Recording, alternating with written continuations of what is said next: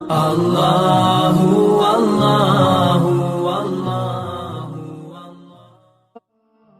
اللہ تبارک و تعالی نے اس امت کی رہنمائی کے لیے جس جماعت کو سب سے اول ہمارے لیے چنا وہ نبی پاک کے اہل بیت اور حضور کے صحابہ کرام کی جماعت ہے۔ محمد الرسول اللہ والذین معہ اشداء علی الکفار رحماء بینہم، وہ لوگ جو نبی پاک علیہ السلام کے ساتھ تھے، کافروں پہ سخت تھے، آپس میں رحم دل تھے۔ ان کو اللہ تبارک و تعالی نے ہمارے لیے نمونہ ہدایت بنایا۔ قرآن مجید فرقان حمید نے منافقین سے بھی یہی مطالبہ کیا تھا کہ تم اس طرح ایمان لاؤ جس طرح صحابہ ایمان لائے۔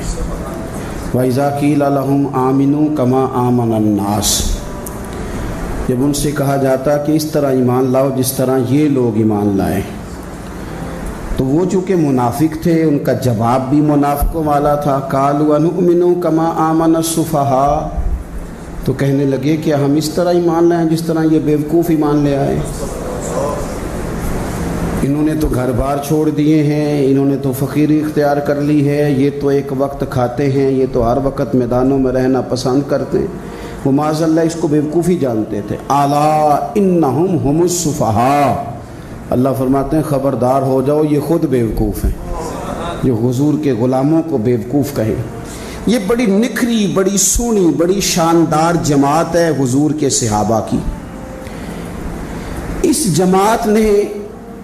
جماعت کے ممبران نے، اس جماعت میں شامل حضور کے صحابہ کرام کی نکھری خوبصورت جماعت نے امت کو بڑے رہنما اصول دیے، بڑے عالی شان افکار دیے، بڑی خوبصورت یادیں چھوڑی۔ ہمارے ساتھ یہ ہوا ہے کہ جس طرح ہم اپنی تاریخ کے بے شمار پہلوؤں کو فراموش کر بیٹھے ہیں، اسی طرح صحابہ کرام علیہم رضوان میں سے جو خاص نورانی عالی شان لوگ تھے اور جن کا تذکرہ پڑھنے اور سننے سے دل روشن ہو جاتا تھا، ہم نے ان لوگوں کو بھلا دیا ہے۔ بزرگان دین کے عرس نہ صرف یہ کہ ہمارا نظریہ ہے، بلکہ وہ دین کا ایک بہت بڑا حسن ہے، لیکن یہ کہ ان بزرگان دین کے عرس کے ساتھ ساتھ اگر ان بزرگوں کی یادیں بھی بنائی جاتی، ان کے روشن تذکرے بھی لوگوں کے سامنے رکھے جاتے، تو امت کی جو آنے والی نسلیں تھیں وہ ان کو اپنا رہنما، اپنا مقتدا، اپنا پیشوا تسلیم کرتی۔ اور یہ وہ رہنما تھے جنہیں حضور نے امت کا رہنما کہا۔ اصحابی کالنجوم، یہ ستارے ہیں میرے صحابہ، کسی کے پیچھے چلو گے تو اللہ تمہیں ہدایت عطا کرے گا۔ ان میں سے ایک صحابی کا تذکرہ، ایک جلیل القدر امین امت، السابقون الاولون میں سے چمکتے ہوئے ستارے، حضرت ابو عبیدہ بن جراح رضی اللہ تعالیٰ۔ حضرت ابو عبیدہ بن جراح رضی اللہ تعالیٰ عنہ ان قرون اولیٰ کے لوگوں میں سے جنہوں نے بالکل ابتدا میں حضور کے دست اقدس پر کلمہ پڑھ لیا تھا، بالکل شروع میں دار ارقم کے دنوں میں، شاید اس سے بھی قبل۔ حضرت صدیق اکبر رضی اللہ تعالیٰ عنہ کی دعوت پر یہ مسلمان ہو گئے، بالکل شروع کے لوگ ہیں، وہ جو 10 لوگ جنہیں حضور نے جنت کی بشارت دی، 10 مبشرہ، ان میں نام ہے حضرت ابو عبیدہ بن جراح کا۔ صحیح بخاری میں حدیث ہے، نبی پاک صلی اللہ تعالیٰ علیہ وسلم نے فرمایا ہر امت کا ایک امین ہوتا ہے، اور فرمایا میری امت کے امین حضرت ابو عبیدہ بن جراح ہیں رضی اللہ تعالیٰ عنہ۔ اہل نجران کے کچھ لوگ آئے، انہوں نے عرض کی حضور کوئی ایک شخص ہمارے ساتھ روانہ کرے، اور بندہ کوئی امانت دار ہو، امین ہو۔ تو حضور مسکرائے، فرمایا میں تمہیں ایسا امانت دار دیتا ہوں کہ وہ اس طرح کا امانت دار ہے جس طرح کا کسی کو امانت دار ہونا چاہیے۔ ختم ہو جاتی ہیں اس سے آگے پیچھے یہ ساری تعریفیں۔ فرمایا اس طرح کے امانت دار کو تمہارے ساتھ بھیجتا ہوں، وہ کون ہے؟ فرمایا حضرت ابو عبیدہ بن جراح۔ اتنے فضائل جس شخص کے ہیں، آپ لوگوں کی کمزوری نہیں، یہ ہماری کمزوری ہے۔ ہم نے چاند ایک صحابہ کے تذکرے کیے، باقی بزرگ ترین شخصیات امت کے سامنے آنے سے وہ اس لیے رہ گئیں کہ ہماری ترجیحات کچھ اور چیزیں تھیں، ہمارے فکر کی جولانیوں میں کچھ اور چیزوں نے جوش زیادہ مارا۔ حضرت ابو عبیدہ بن جراح وہ خوبصورت آدمی ہے کہ ابن ماجہ میں ایک بڑا انوکھا فرمان موجود ہے۔ ابن ماجہ میں حضرت عائشہ صدیقہ رضی اللہ تعالیٰ عنہ سے کسی نے پوچھا کہ نبی پاک صلی اللہ تعالیٰ علیہ وسلم کو سب سے زیادہ محبوب کون ہے، حضور کو سب سے زیادہ پیار کس سے ہے؟ تو فرمایا سادی سی بات ہے، ابو بکر صدیق سے، عمر فاروق سے۔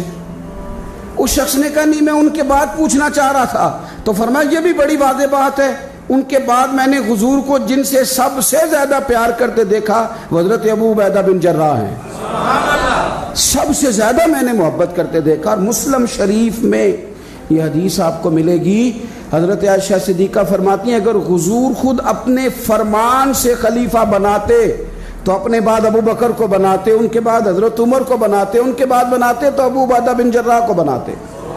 اتنا بڑا آدمی حضرت ابو عبیدہ بن جراح رضی اللہ تعالیٰ، اتنی بڑی شخصیت۔ اور پتہ ہے آپ کو ان پر صحابہ کا اعتماد کس طرح کا ہے؟ جب حضور علیہ السلام کے وصال ظاہری کے بعد صحابہ بیٹھے نا، میٹنگ ہو رہی تھی خلیفہ بنانے کے لیے، امت کا اجماع ہو رہا تھا حضرت صدیق اکبر پر، تو ایک دوسرے سے نہ پوچھا جا رہا تھا کہ آپ کی نظر میں اگر بیعت کی جائے تو کس کی جائے، آپ کی نظر میں بیعت کی جائے تو کس کی جائے، آپ کی نظر میں اگر امیر مقرر کیا جائے تو کسے کیا جائے، آپ کی نظر میں خلیفہ کس کو ہونا چاہیے؟ تو امت کا اجماع جناب صدیق اکبر کی طرف تھا۔ تو حضرت صدیق اکبر سے پوچھا گیا آپ بتائیے اگر آپ بیعت کریں گے تو کس کی کریں گے؟ تو حضرت صدیق اکبر نے کہا دو لوگوں کی، اگر حضرت عمر کو آگے لگاؤ گے تو پھر بھی میں بیعت کر لوں گا، اور اگر ابو عبیدہ بن جراح کو آگے لگاؤ گے تو میں پھر بھی بیعت کر لوں گا، میں ان دونوں کی بیعت کرنے کو تیار ہوں۔ یار اتنا بڑا آدمی، کتنی کو کتابیں لکھی جانی چاہیے تھی، کتنے کو دن منانے جانے چاہیے تھے، کتنے کو ان کے نام ہمیں خطبے کرنے چاہیے تھے، کتنے کو تذکار ان ہستیوں کے ہونے چاہیے۔ حضرت عمر فاروق رضی اللہ تعالیٰ عنہ کا وصال ہو رہا ہے، کیونکہ جناب ابو عبیدہ بن جراح رضی اللہ تعالیٰ عنہ پہلے وصال فرما گئے تھے، تو جناب عمر فاروق رضی اللہ تعالیٰ عنہ کا وصال ہو رہا ہے۔ کسی نے کہا کسی کو خلیفہ نامزد کر دیں، فرمایا 6 لوگوں کی میں نے کمیٹی بنا لیا، کسی کو بنا لینا۔ ہاں اگر آج ابو عبیدہ بن جراح ہوتے تو پھر میں کمیٹی نہ بناتا، پھر میں ان کو امیر بناتا، اور اگر رب مجھ سے پوچھتا کہ عمر کس کو امیر بنا کے آئے ہو تو میں کہتا اے اللہ جسے تیرے نبی کریم نے امین فرمایا تھا انہیں میں امیر بنا آیا ہوں۔ اتنے بڑی شخصیات، اتنے بڑے نام، اتنا بڑا مرتبہ، اور پھر 2 ہجرتیں کی حضرت ابو عبیدہ نے، حبشہ بھی گئے، مدینہ بھی آئے، ہر جہاد میں شامل ہوئے، اور عشق کے امتحان دینے کی باری آئے تو سب سے پہلے دیے۔